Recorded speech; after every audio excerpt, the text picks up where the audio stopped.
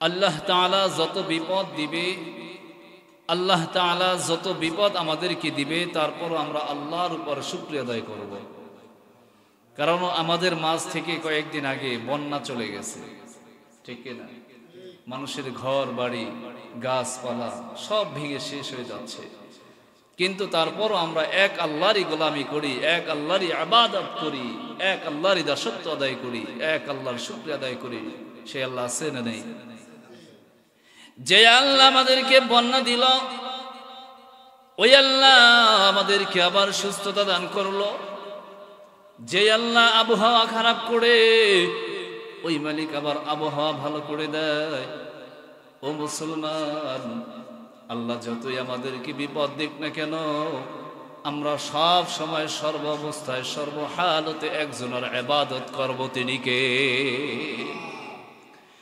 আল্লাহ যত বড় বিপদ দেখ না কেন, আল্লাহ যত বড় বিপদ আমাদেরকে দিবে, কিন্তু তারপর আমরা মালিকের ইবাদত ছাড়ব না।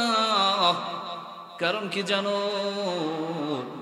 কারণ যে আল্লাহ আমাদেরকে বিপদ দেয়, ওই আল্লাহর আবার নেয়ামতের শুকরিয়া আদায় করলে আমার আল্লাহ আবার সুস্থতা দান করে দেয়। মালিক আমাদেরকে বিপদ দিবে, মালিক আমাদেরকে এমন বিপদ দিবে, আগুন দিয়া বিপদ দিবে, দুর্যোগ দিয়া বিপদ দিবে, পানি দিয়া বিপদ দিবে, অ্যাক্সিডেন্টের মাধ্যমে বিপদ দিবে, কিন্তু তারপর আমরা এক আল্লাহর গোলামি ছাড়ব না। কারণ আমরা সব সময় এক আল্লাহর ইবাদতে মাশগুল থাকব। কারণ কি জানো? কারণ আমরা যে আল্লাহর ইবাদত করব, যে আল্লাহর শুকরিয়া আদায় করব, ওই আল্লাহ আমাদের নিয়ামত বাড়ায়া দিবে। এ মুসলমান ইমানদার, দিনে দিনে আল্লাহ তাআলা রব্বুল আলামিন লক্ষাধিক নবী রাসূলদেরকে পাঠাইলো। এত লক্ষাধিক নবী রাসূলদেরকে পাঠাইছে, লক্ষাধিক নবী রাসূল এক এক করে সব দুনিয়া থেকে বিদায় নিয়ে গেছে, কিন্তু আমরা এমন একজন নবী পাইলাম যে নবীও দুনিয়া থেকে চলে গেছে ঠিক, কিন্তু আমাদের নবী হলো হায়াতুন নবী, জিন্দা নবী। আল্লাহ তাআলা রব্বুল আলামিন শেষ নবী হিসাবে আমাদের নবীকে পাঠাইলেন, শেষ নবী হিসাবে আমাদের নবীকে পাঠাইছে, শেষ কিতাব হিসাবে কোরআন পাঠাইছে, শেষ উম্মত হিসাবে আমাদেরকে আমার আল্লাহ দুনিয়ার জমিনে পাঠাইছে। কিন্তু তারপরও আমরা আল্লাহকে ভুলবো না, নবীকে ভুলবো না, রাসূলকে ভুলবো না, কোরআনকে ভুলবো না, ইবাদতকে ভুলবো না। যত বিপদ হোক না কেন, আমরা মালিকের ইবাদত সর্বদা সর্ব অবস্থায় করার দরকার আছে না নাই? আছে। ও মুসলমান ইমানদার, আল্লাহ তাআলা লক্ষাধিক নবী রাসূলদেরকে দুনিয়ায় পাঠাইলেন। যাও কোরআন নিয়ে যাও, যাও তাওরাত নিয়ে যাও, যাও ইনজিল নিয়ে যাও।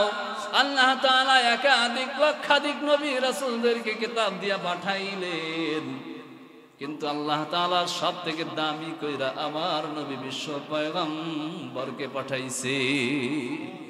আরেকটু জোরে চিল্লায় বলেন না সুবহানাল্লাহ, আরো জোরে বলেন না সুবহানাল্লাহ। আমার আল্লাহ তাআলা রব্বুল আলামিন তার বন্ধুকে পাঠাইলেন, ও বন্ধু যাও, তুমি দুনিয়ার জমিনের মধ্যে আমি আল্লাহ আমার কোরআনের দাওয়াত দিয়ে দাও। ও বন্ধু যাও, তোমার সুন্নতের দাওয়াত দাও। ও বন্ধু যাও, জান্নাতের দাওয়াত দাও। ও বন্ধু যাও, তোমার উম্মতদেরকে জাহান্নাম থেকে মুক্তি পাওয়ার পথ তুমি দেখাইয়া দাও। যুগে যুগে লক্ষাধিক নবী রাসূল আসলেন, ইসলামের দিন কায়েম করতেছে, ইসলাম কায়েম করতেছে, কোরআনের আইন চালু করতেছে। ও মুসলমান ইমানদার, আমার আল্লাহ রব্বুল আলামিন লক্ষাধিক নবী রাসূলদেরকে পাঠাইছে, যাও তুমি তোমার ধর্মের কাজ করো।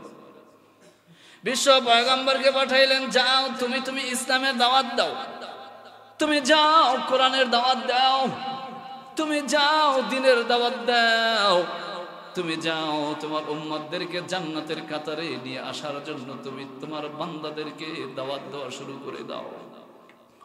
আল্লাহ রাসূল দিনের দাওয়াত দেয়, ইহদিনাস সিরাতাল মুস্তাকিম। এ মালিক, এ আমার রব, ও আমার আল্লাহ, তুমি আমাদেরকে সরল সঠিক পথে চালাও। কারণ কি জানো, যে পথে তোমার প্রিয়জন গেছে চলি, যে পথে তোমার বান্দারা, তোমার নবী রাসূলেরা চলে গেছে, ও আমার মালিক, ও আমার আল্লাহ, তুমিও সেই পথে আমাদেরকে চালাও। কারণ আমরা চাই জাহান্নাম থেকে মুক্ত হয়, আমরা চাই জান্নাতের পথে চলতে।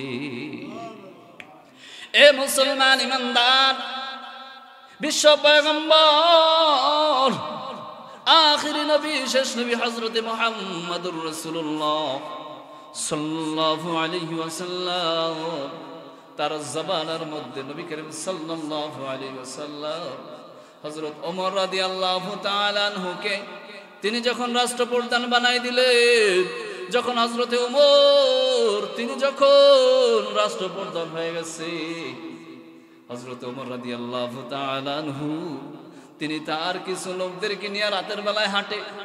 ও আমার সাথের লোকেরা, চলো রাতের বেলায় যাই আমার এলাকা, আমার মহল্লার মধ্যে রাতের বেলায় একটু ঘোরাঘুরি করে আসি। বলে কেন? বলে যাই, কোন বান্দা, কোন বান্দি, কোন রাতের অবস্থায় কে কোন হালতে আছে। আমি আছি ক্ষমতায়, কিন্তু আমার যারা আছে তাদেরকে দেখার দরকার আছে না নাই? হযরত ওমর রাদিয়াল্লাহু তাআলা আনহু তিনি সুন্দর করে রাতের বেলায় ঘর থেকে বেরাইছে। হযরত ওমর এভাবে করে রাতের বেলায় তিনি প্রত্যেক বাড়ি বাড়ি যায়, দেখে সব বাড়ির মানুষ রাতের আধারে ঘুমিয়ে গেছে। কিছু দূর যাওয়ার পর হযরত ওমর দেখতেছে একটা তাঁবুর ভিতরে একটা আলো জ্বলে। তিনি চিন্তা করলেন, এত রাতের বেলায় আমার এলাকা, আমার মহল্লার মধ্যে কে তাঁবু টানানোর পর রাতের বেলায় আগুন নিবু নিবু করে, এই বান্দাকে আমার তো একটু দেখার দরকার আছে। আমি যাই, একটু গিয়ে দেখি যে বান্দা তাঁবুর ভিতরে আলো জ্বলে, কিন্তু তাঁবুর ভিতরে কারা কারা আছে। আমি ওমর, আমার একটু দেখার দরকার আছে না নাই? হযরত ওমর তিনি আস্তে আস্তে করে তাঁবুর নিকটে চলে গেছে। যাওয়ার পরে দেখতেছে তিনটা বাচ্চা হাউমাউ করে কান্দে, আর একজন বুড়ি মা তিনি একটা চুলার ভিতরে, একটা পাতিলের ভিতরে কিছু পানি ফুটাইতেছে। জোরে বলুন সুবহানাল্লাহ। হযরত ওমর ডাক দিয়া বলে, ও বুড়ি মা, তুমি রাতের বেলায় এই আগুন দিয়া তুমি রাতের বেলায় পাতিলের ভিতরে গরম পানি দাও, পানি দিয়া তুমি কি করবা? হযরত ওমরের কথা মতো জবাব দেয়, ও তুমি কে? রাতের আধারে তুমি কেন আমার কাছে এসেছো? বলে, আমি একজন পথিক মানুষ। হযরত ওমর তার পরিচয়টা গোপন রেখেছে, তার পরিচয়টা দেয় না। বলে, আমি একজন পথিক মানুষ, পথ থেকে যাইতেছি, কিন্তু দেখতেছি তোমার ঘরের ভিতরে আলো জ্বলে, এজন্য আমি পথিক মানুষ তোমার ঘরের নিকটে দাঁড়ায় গেছি। হযরত ওমর ডাক দিয়া বলে, তোমার পাতিলের ভিতরে কি? বলে, পানি। বলে, তোমার পাতিলের ভিতরে পানি কেন? আর তোমার সন্তান এই যে তিনটা বাচ্চা কান্নাকাটি করে কেন? হযরত ওমরকে ডাক দিয়া বলে, ও পথিক ব্যক্তি, শোনো, আমি এই পাতিলের ভিতরে পানি দিয়া গরম করতেছি, আমার সন্তানদেরকে আমি বুঝ দিতেছি যে, ও সন্তানারে রে, তোরা কান্নাকাটি করিস না, তোদের জন্য আমি মা খাবার রান্না করতেছি। একটু চিল্লায় বলেন না সুবহানাল্লাহ। হযরত ওমর ডাক দিয়া বলে, তুমি খাবার রান্না করতেছো, কিন্তু পানি ছাড়া তো কিছুই দেখা যায় না, শুধু পানি আর পানি। তাহলে তুমি পাতিলের ভিতরে কি রান্না করতেছো? বুড়িমা ডাক দিয়া বলে, ও পথিক ভাই, তুমি এত কিছু জানার চেষ্টা কইরো না, আমার কলিজা ফেটে যায়। কারণ কি জানো? বলে, আমার সন্তানেরা একদিন, 2 দিন, 3 দিন পর্যন্ত না খেয়ে আছে, আমার সন্তানেরা 3 দিন পর্যন্ত না খেয়ে আছে। কিছুক্ষণ যায় সন্তানেরা ঘুম থেকে জাগে, জাগার পর আমি মা আমার কাছে খাবার চাই, আমি তো খাবার দিতে পারি না। কিন্তু আমি সন্তানদেরকে খাবার দিতে পারি না, তাতে কি হয়েছে? আমি তো আমার সন্তানদেরকে আগুন জ্বালানোর পর পাতিল দিয়া পানি গরম করি আর সন্তানদেরকে আমি বুঝ দেই, আর সন্তানেরা তখন তাদের কান্নাকাটি বন্ধ করে দেয়। হযরত ওমর ডাক দিয়া বলেন, তোমার এলাকার মধ্যে যারা নেতা আছে তুমি কি তাদের কাছে যাও না? রাষ্ট্র ক্ষমতায় যে আছে তার কাছে কি যাও না? বুড়িমা ডাক দিয়া বলে, প্রতীক ভাই তুমি আমার কাছে এসেছো, আমার রাষ্ট্র ক্ষমতায় রয়েছে হযরতে ওমর, কিন্তু আমি কেনই বা ওমরের কাছে যাব? আমি কেনই বা ওমরের নিকটে যাব? ওমর তো আমার নিকটে আসবে, ওমর তো আমার নিকটে এসে দেখবে আমি খেতে পারি না খেতে পারি, কোন কোন এলাকায় খাবার আছে, কোন কোন এলাকায় খাবার নাই, কোন কোন ঘরের ভিতরে খাবার আছে, কোন কোন ঘরের ভিতরে খাবার নাই, এটা আমি কেমনে ওমরের কাছে বলবো? এটা তো ওমর নিজে আইসা তার দেখার কথা। হযরত ওমর ডাক দিয়া বলে, ও বুড়িমা তুমি ওমরকে চিনো? বলে, না ওমরকে আমি চিনি না, তবে ওমরের নাম শুনেছি, ওমর নাকি অনেক ভালো একজন ব্যক্তি, কিন্তু আমি বুড়িমা আমি নিজে সাক্ষী ওমর ভালো ব্যক্তি নয়। বলে, কেন? বলে, আমি 3 দিন পর্যন্ত খানা পাই না, আমি 3 দিন পর্যন্ত কিছু খাইতে পারি না, আমার সন্তানদেরকে পাতিলের ভিতরে গরম পানি দিয়া আমি আগুন দিয়ে ফুটাই, সন্তানদেরকে বুঝতেই খাবার হইতেছে, কিন্তু কেমন ওমর তিনি তো আইসা একটু খোঁজ খবর নিল না, তিনি আইসা তো একটু আমাদেরকে দেখলো না, তিনি কেমন রাষ্ট্রপ্রধান হইল, তিনি কেমন রাষ্ট্র ক্ষমতায় চলে গেল জানি না, হযরত ওমর তাকে আমি কোনোদিন দেখি নাই। হযরত ওমর ডাক দিয়া বলে, বুড়ি মা তুমি রাতের আধারে এখানে থাকো, তুমি একটু অপেক্ষা করো, আমি আসতেছি। হযরত ওমর তার সাথে লোকদেরকে নিয়ে ডাইকে বলে, চলো। বলে, কোথায় যাব? বলে, চলো যেখানে আমাদের রাষ্ট্রপ্রধানের খাবার, যেখানে জনগণের হক রয়েছে, চলো গো ওখান থেকে যাই, বুড়ি মার জন্য কিছু খাবার নিয়ে আসি। চিল্লায় বলেন সুবহানাল্লাহ। হযরত ওমর তিনি যখন তার বাড়ির ভিতরে চলে গেছে, হযরত ওমর ডাক দিয়া বলে, দাও আমার কাঁধে তুলে 1 বস্তা আটা তুলে দাও। বলে, না আপনি রাষ্ট্রপ্রধান, আপনার কাছে তো আটা দেওয়া যাবে না, আমরা আটার বস্তা নিয়ে যাই। ওমর ডাক দিয়া বলে, না আটার বস্তা আমার কাছে দিবা, আর তোমরা আমার পিছনে পিছনে খাবার নিয়ে আরো আসো। ও মুসলমান ইমানদার আল্লাহর গোলাম, হযরত ওমর তিনি সুন্দর আর করিয়া আটার বস্তাটা কাঁধে তুলিয়া তার সাথে মানুষদেরকে আগে নাইলেন, মানুষদের কাছে বললেন, তোমরা অন্য অন্য খাবার নাও। বুড়িমার নিকটে চলে গেছে, যাওয়ার পর বুড়িমাকে ডাকা হয়, ও বুড়িমা তুমি এবার দরজা খোলো গো, তোমার জন্য আমি প্রতীক মানুষ কিছু খাবারের ব্যবস্থা করেছি, তুমি এবার একটু দরজাটা খুলে দাও। হযরত ওমর তার কাঁধ থেকে আটার বস্তাটা নিচে ফালানোর পর তার সাথের মানুষদেরকে বলে, তোমরা পানি গরম দাও, তার ভিতরে আটা ছেড়ে দাও। অন্য লোকদেরকে বলতেছে, তোমরা এটার জন্য সবজি গোস্ত নিয়ে এসেছো, এটা রান্না করো। হযরত ওমর তার নিজের হাত দিয়া গোস্ত তরকারি রান্না করিয়া আটা দিয়া রুটি বানানোর পর হযরত ওমর মায়ের মুখে যখন খাবার তুলে দিছে গো, হযরত ওমর চোখের পানি ফালায় আর মায়ের মুখে খাবার তুলে দেয়, বাচ্চাদেরকে খাবার তুলে দেয়। মায়ের চোখের পানি পড়ে যায়। বুড়িমা ডাক দিয়া বলে, পথিক ভাই তুমি কে জানি না, কিন্তু আমার মনে বলে তুমি যদি ওমর হইতা, তুমি যদি রাষ্ট্রপ্রধান হইতা, তাহলে আমরা কতই ভাগ্যবান হইতাম। আর আমাদের রাষ্ট্রপ্রধান হযরত ওমর 3 দিন পর্যন্ত না খেয়ে আছি। ওমর একবার খবর নিল না। ও মুসলমান ইমানদার, বুঝানোর জন্য বলি, আমাদের দেশেও মানুষ ক্ষমতায় থাকে, রাষ্ট্রপ্রধান থাকে, আছে না নাই?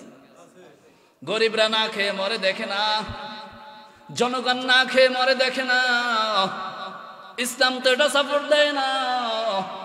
ইসলাম সাপোর্ট দেয় তুমি ক্ষমতায় আছো গো, তোমার হাতে যতটুকু ক্ষমতা আছে তুমি এটা জনগণের উপরে ছেড়ে দাও।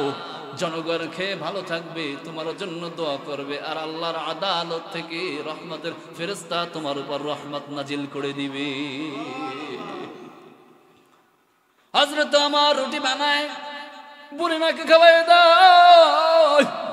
হযরত ওমর রুটি বানায়, বাচ্চাদের মুখে খাবার তুলে দেয়। বুড়িমা ডাক দিয়া বলে, পথিক ভাই তুমি যদি একটু ওমর হইতা, আমার মনে হয় ভালো হইয়া যাইত।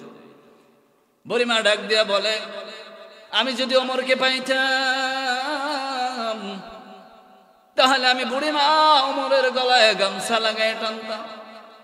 হযরত ওমর কথাগুলো শুনে কিছুই বলতে পারে না, চোখের পানি ফেলাইয়া দেয়। হযরত ওমর তার সাথে লোকদেরকে নিয়ে মসজিদে নববীর ভিতরে নামাজ আদায় করলেন। মসজিদে নববীর ভিতরে নামাজ আদায় করার পর তার মুসল্লিদেরকে ডাইকে বলে, মুসল্লিরা শোনো গো, আজকে নামাজের পর এমন একটা বিচার আছে, তোমরা নামাজের পর কেউ যাইবে না। নামাজের পর বিচার আছে গো, তোমরা সবাই মসজিদের নববীর ভিতরে বসবা। হযরত ওমর নামাজ পড়লেন, 2 জন ব্যক্তিকে দাঁড় করাইলেন, যে অমুক স্থানে যাও, অমুক জায়গায় যাও, গিয়ে দেখবা একটা বাড়ি দেখা যায়, ওখান থেকে দেখবা 3টা শিশু বাচ্চা দেখা যায়, আর একটা বুড়ি মা আছে, একটা মহিলা আছে দেখা যায়। এই 4 জন ব্যক্তিকে তোমরা ওখান থেকে আমার আদালতে নিয়ে আসবা। ওমরের কথা শোনার পর 2 জন ব্যক্তি বুড়ি মার বাড়িতে যায়। যাবার পর দরজার সামনে গিয়ে ডাকে, ও বুড়ি মা দরজাটা খুলবানি। বুড়ি মা দরজাটা খুলে দিস। খুলে দেওয়ার পর বলে, কে? বলে, আমি আসছি অমুক জায়গা থেকে, তোমাকে হযরত ওমর যেতে বলেছে। বুড়িমা চোখের পানি ফেলায় কান্দে আর ডাক দিয়া বলে, আমি পথিক ব্যক্তিকে বলছিলাম তুমি যদি ওমর হইতা গো, তাহলে আমাদের সমাজটা ভালো হয়ে যাইবে। আর যদি আমি ওমরকে পাইতাম, গলায় গামছা লাগায় টানতাম। আমার মনে হয় পথিক ব্যক্তি ওমরের কাছে গিয়া বলছে গো, আর মনে হয় ওমর আমার উপর রাগান্বিত হয়েছে। ওমর মনে হয় রাগান্বিত হইয়া আমাকে ডাকছে। আজকে তো আমার উপায় নাই, আজকে তো আমার রক্ষা নাই, আজকে তো আমি বুড়িমা শেষ। আমার সন্তানদেরকে মনে হয় হযরত ওমর কতল করে ফেলবে। বুড়িমাকে ডাকা হলো। বুড়িমা 3 জন সন্তান সহ হযরত ওমর তার আদালতে হাজির হয়ে যাবে গো। তার ভিতরে হযরত ওমর ডাক দিয়ে বলে, ও পথিক ব্যক্তিরা শোনো, মসজিদে নববীর ভিতরে যারা নামাজ আদায় করেছো, তোমরা মাঝখান থেকে একটা রাস্তা করে দাও, তোমরা 2 পাশে সরে যাও। আমার একজন মেহমান আসবে, আমার একজন গেস্ট আসবে, আমার একজন মেহমান আমার নিকটে চলে আসবে, তোমরা তাদের জন্য পথ তৈরি করে দাও। চিল্লায় বলেন না সুবহানাল্লাহ। হযরত ওমর বিচারের আদালতে বসা, তিনি চেহারের ভিতরে বসা গো। বুড়িমা দূর থেকে তিনি দেখতেছে কি ব্যাপার, আমার কাছে যেই পথিক ব্যক্তি গিয়েছে, যে আমাকে রুটি আর গোস্ত রান্না করে খাওয়াইলো, তিনি তো দেখতেছি চেহারের উপরে বসা। বুড়িমা টেনশনে পড়ে গেল, কি ব্যাপার? তিনি বললেন আমি পথিক মানুষ, তিনি বললেন আমি পথিক মানুষ। কিন্তু হযরত ওমর তিনি কেন আমাকে ডাকলো? আর পথিক মানুষ তিনি আমাকে ডাকার পর আমি দেখতেছি হযরত ওমরের চেয়ারে তিনি বসা। হযরত ওমর তিনি ডাক দিয়া বলেন, ও বুড়িমা, তুমি কি আমাকে চিনতে পেরেছো গো? বলে, হ্যাঁ তোমাকে আমি চিনতে পেরেছি গো।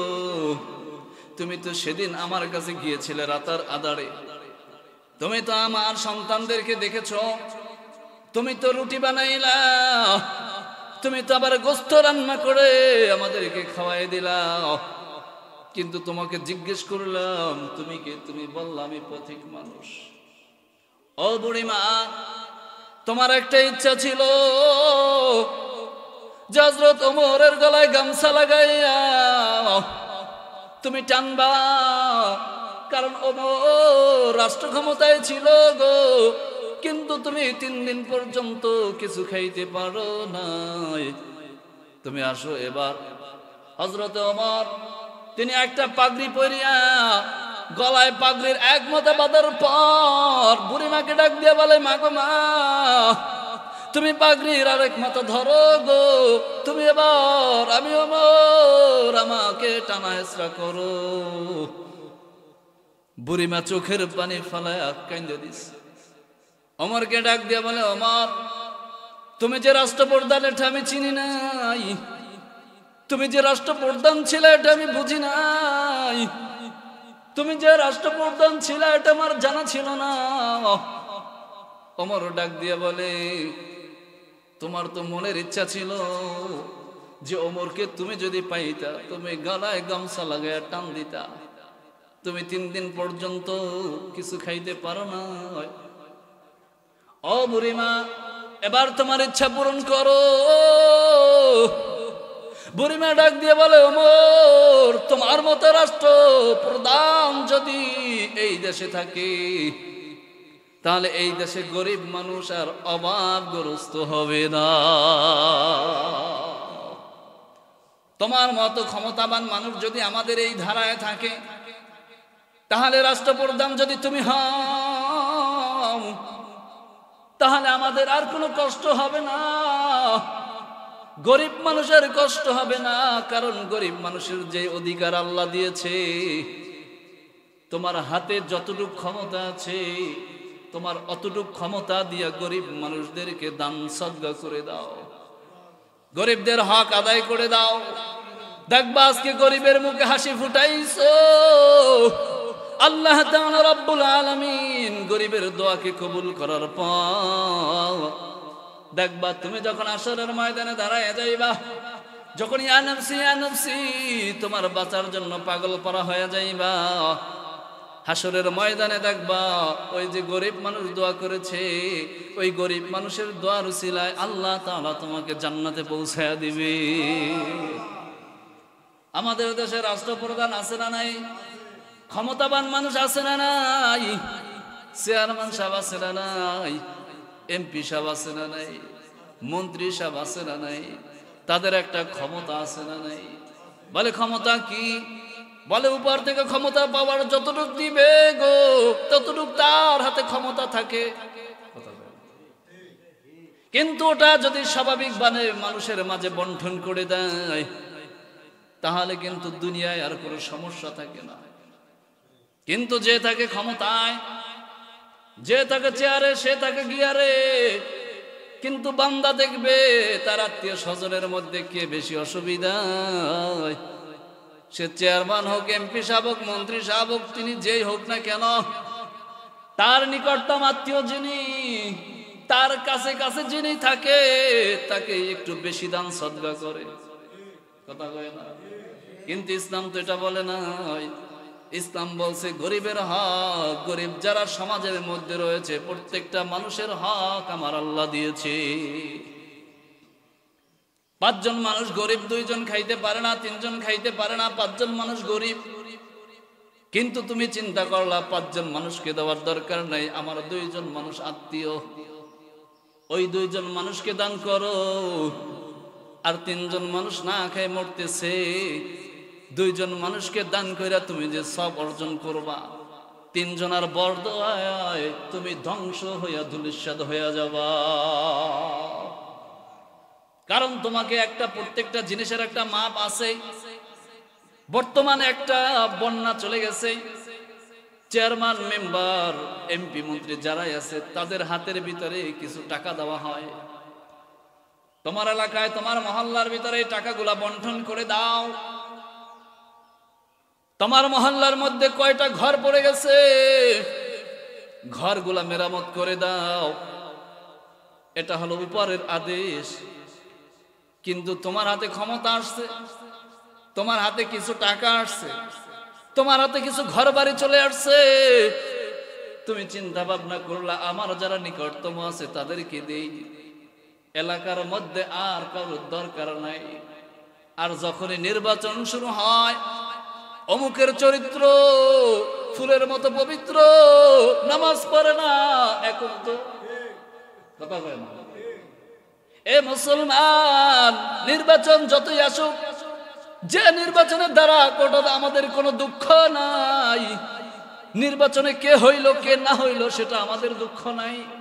কিন্তু আমাদের দুঃখ হলো এক জায়গায়, যে তোমার কাছে যতটুকু আসে জনগণের হক, জনগণের খাবার, তুমি এটা জনগণদেরকে বন্টন করে দাও, তুমি ভোগ করিও না। তুমি যদি দুনিয়া এটা ভোগ করো, আখিরাতে জাহান্নাম ছাড়া তোমার উপায় হবে না। তুমি যদি শাসক হইতে চাও, তুমি যদি রাষ্ট্রপ্রধান হইতে চাও, তুমি যদি ক্ষমতায় আসতে চাও, হযরত ওমর তার মতো ক্ষমতায় আসো। একজন মানুষ না খেয়ে আছে, ওই ব্যক্তি কেমনে সামান্য হয়ে যাবে, ওই ব্যক্তিকে কেমনে উপকার করতে পারবা, ওই ব্যক্তি কেমনে খাইতে পারবে, তুমি সেটা আগে চিন্তা করো রে ভাই। কারণ তুমি এমন একজন সমাজের মধ্যে মানুষ, তোমারও একটা মেধা বুদ্ধি আছে। যেই বান্দা গরিব তারও একটা বুদ্ধিমাতা মেমোরি আছে না নাই? প্রত্যেকটা মানুষের এক একটা হক, এক একটা অধিকার আছে না নাই? আল্লাহ তাআলা রব্বুল আলামিন এজন্য কোরআনে হাকিমের মধ্যে বলেন, উলাইকা আলা হুদাম মির রাব্বিহিম ওয়া উলাইকা হুমুল মুফলিহুন।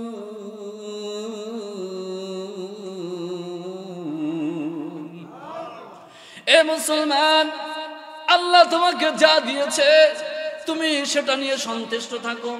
আল্লাহ তোমাকে যা দিয়েছে এটা নিয়ে তুমি শুকরিয়া আদায় করো, তুমি তাহলে সফল কাম হয়ে যাবা।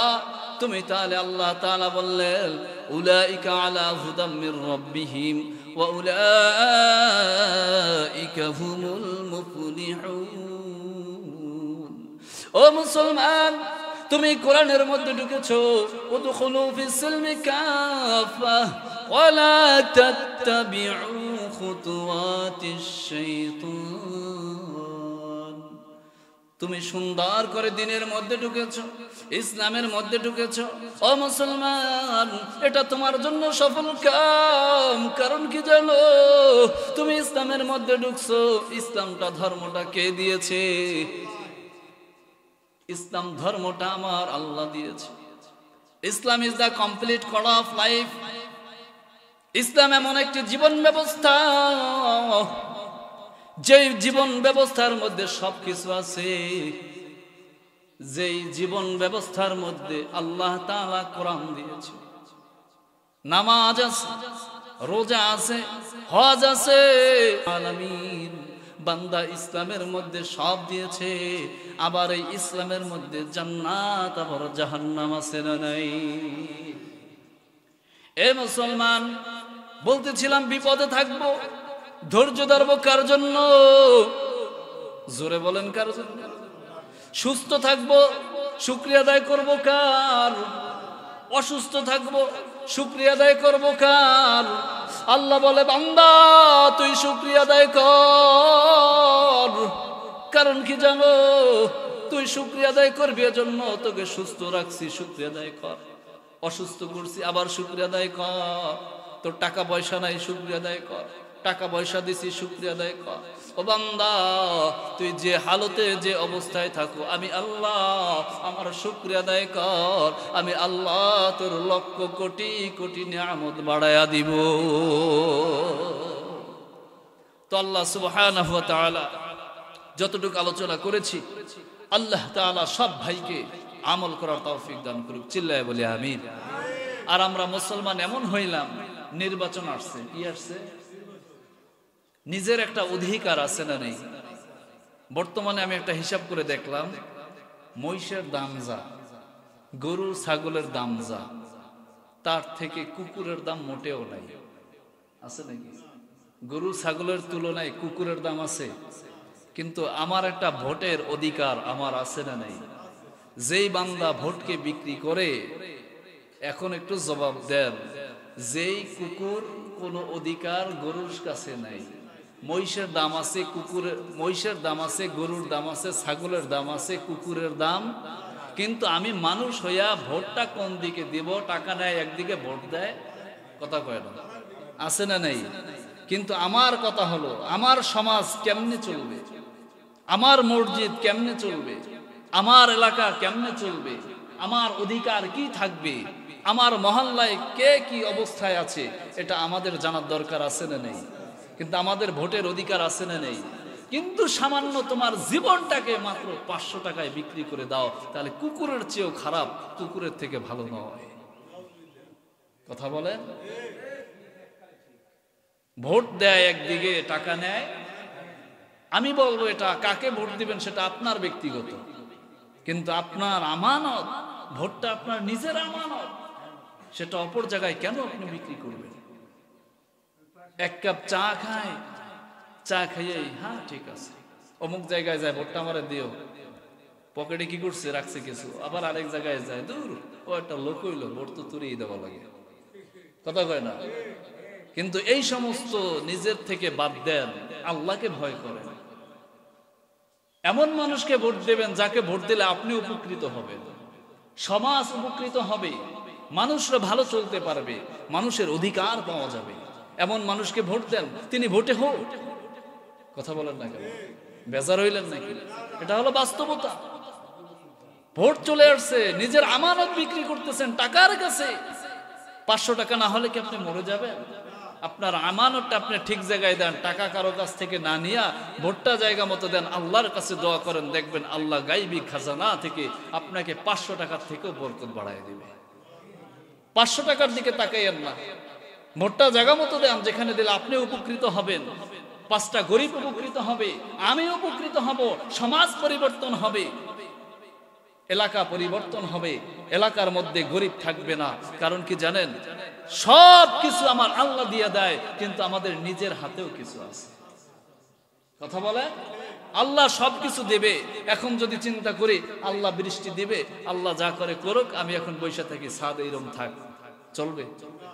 আমাদের খেয়াল করতে হবে যে আল্লাহ বৃষ্টি দিবে, বৃষ্টি থেকে রক্ষা করতে হলে উপরে একটা ছাদ প্রয়োজন আছে না নেই? তাহলে ছাদের উপরে বৃষ্টি পড়বে, আমরা ভিতরে থাকবো ঠিকই, কিন্তু বৃষ্টির পানিটা গায়ে, এটা আমাদের অধিকার, এটা আল্লাহ দিবে না, এটা আমরা তৈরি করে নিব। কিন্তু তোমার হক তুমি আদায় করো, তোমার আমানত তুমি আদায় করো, যাকে খুশি তাকে দাও, কিন্তু খেয়াল করে দাও তুমি কাকে দিচ্ছ, কোন পথে দিচ্ছ, তার দ্বারা উপকার হবে কিনা, তার দ্বারা সমাজ চলবে কিনা, তার দ্বারা মানুষ উপকৃত হবে কিনা, তুমি এটা চিন্তা করে তোমার আমানতটা সেখানেই দাও। তাহলে দুনিয়া এবং আখেরাতে সব দিকে শান্তি আছে না নেই? মনে করেন এই যে ভোট, এটা মনে হয় দুনিয়ার কাজ, আখেরাতে কাজে লাগবে। কিন্তু এই যে সরকার চলতেছে, শুরু থেকে প্রধানমন্ত্রী থেকে শুরু করে আওয়ামী লীগ আর বিএনপি, এটা বুঝি না। আমাদের রাষ্ট্রপ্রধান আছে না নেই? সে যে দলের হোক না কেন, আমাদের কোনো আপত্তি নাই, কিন্তু সেখান থেকে যেটা আসে এটা আমাদের জন্য মানা, আমাদের জন্য চলা, এটা হলো সুন্নাত। কিন্তু সেটা হবে কোরআনের পক্ষে, হাদিসের পক্ষে, ইসলামের পক্ষে, সুন্নাতের পক্ষে, ঠিক কিনা বলেন? কিন্তু আবার উপর থেকে যেটা আসবে ইসলামের বিপক্ষে, সেটা আমরা মানব, সেটা আমরা সাপোর্ট করব না। এজন্য আমার আমানত আমার কাছে থাকবে, আমি যাকে ইচ্ছা তাকে দিব, টাকায় বিক্রি রাজি আছি তো ইনশাআল্লাহ। তা আল্লাহ সুবহানাহু ওয়া তাআলা যারা যেভাবেই আছি শুকরিয়া আদায় করবো আল্লাহর, আল্লাহ তাআলা প্রত্যেকটা মুসলমানদেরকে বেশি বেশি শুকরিয়া আদায় করা তৌফিক দান করুক। চিল্লায় বলি আমিন। যারা সুন্নাত পড়েনি তারা সুন্নাত পড়ে নেন।